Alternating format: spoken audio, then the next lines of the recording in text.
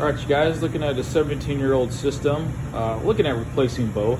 We have a 90,000 BTU furnace, 3-ton coil, and then supply plenum.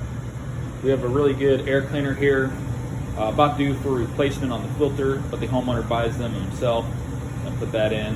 And then we'll look at increasing the return air drop. So this is 9 by 25. Just want to get into 10 by 25. Looks like we're not blocking any of it off, so that let's get into 10 by 25. Just get a little more out of that. Obviously, our new switch, modify the gas piping, new flue piping. If we stay with 80%, coming right back into this T, and just want to check the pitch of this T. It almost looks like it's coming down into the unit, but maybe more of an optical illusion. So if we need to tilt that a little bit, let's do that. If we go high efficiency, cap there, PVC runs up. We've got a beam, we've got to come across. And then more than likely you're running out right through this one. Once I get outside, I'll check that. I got a dryer vent here as a reference point. It's about 8 feet away.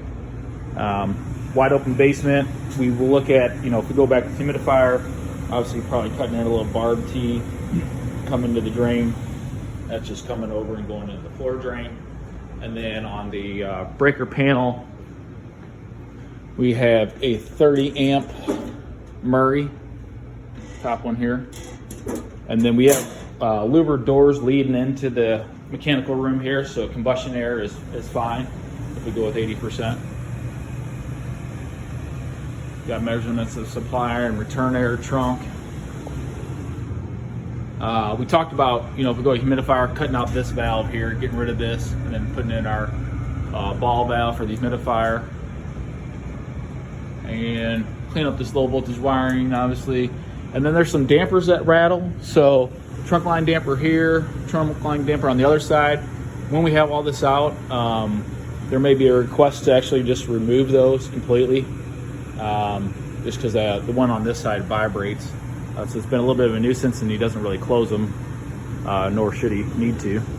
And then we got a couple other ones here that look like they're closed, but he says he gets plenty of airflow out of those, so I don't see any reason for touching those. So I'll double check that once I get upstairs.